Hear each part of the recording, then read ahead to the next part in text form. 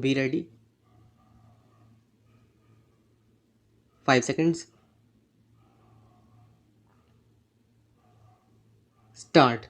Mr. Vice Chairman, knowing the honorable mover of this resolution to be a good parliamentarian, I had expected that he would place before the House all sides of this problem.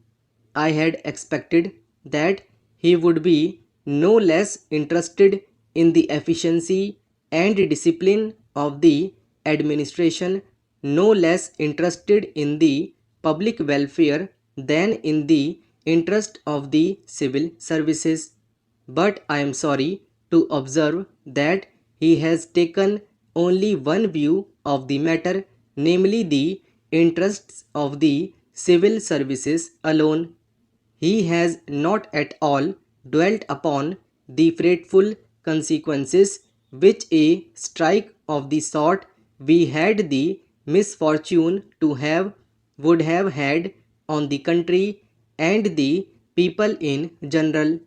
He has spoken, no doubt, in measured tones, unlike the honourable member who sat to his right in the morning and who raised a shout wanting to make up by sound what his arguments lacked in force. I wish to submit to this House that it would be incorrect and it would be imprudent for this House to accept this resolution. It would be incorrect because by accepting this resolution, we would be laying down something bad in principle, and we would also be accepting a policy which would be suicidal and which would cut at the roots of discipline in the services.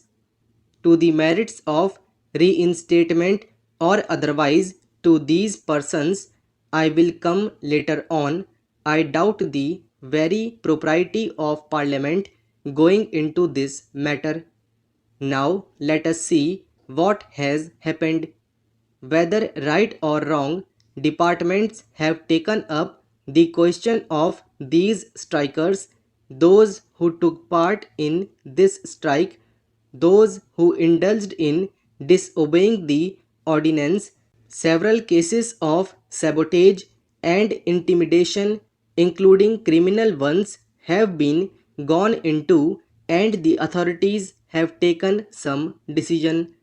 In some cases, the government have taken the decision, and in some cases, the departments have taken the decision. Now, would it be right for Parliament to intervene, to interfere with these decisions? Suppose we do that. Suppose Parliament interfered with the decisions taken by the government or by the heads of departments. Tomorrow, with what face, with what authority can the head of a department extract service from his subordinates? This is the question which the Honorable the Mover must see, and also the other honorable members who have spoken in support of the resolution. Unemployment is mounting up, and we have not been able to generate enough employment opportunities to provide even for those people who are entering the labor market today, perhaps to the extent envisaged during the 10th plan. The point that I want to make is that it is not quite justifiable to take any one aspect of the 10th plan period, namely the exigencies of capital mobilization, out of the context of the general economic situation in the country. When we are therefore making this huge tax effort, we will have to apply our mind with equal seriousness, if not more, to see that the income generation in the community is as great as is envisaged, so that the savings and investments could be effected without disturbing unnecessarily the consumption pattern in the community. Whenever there is any tax on corporations, this cry is raised, and this cry is always belied by what the industrialists themselves have claimed to be the sensitive barometer to find out the climate for capital formation. I mean the stock exchanges.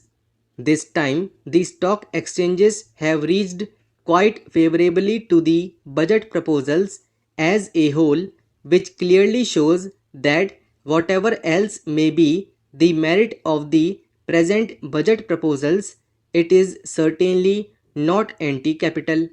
Last year also, the stock markets boomed up after the taxation proposals were announced. This time, though, they were a little hesitant at first.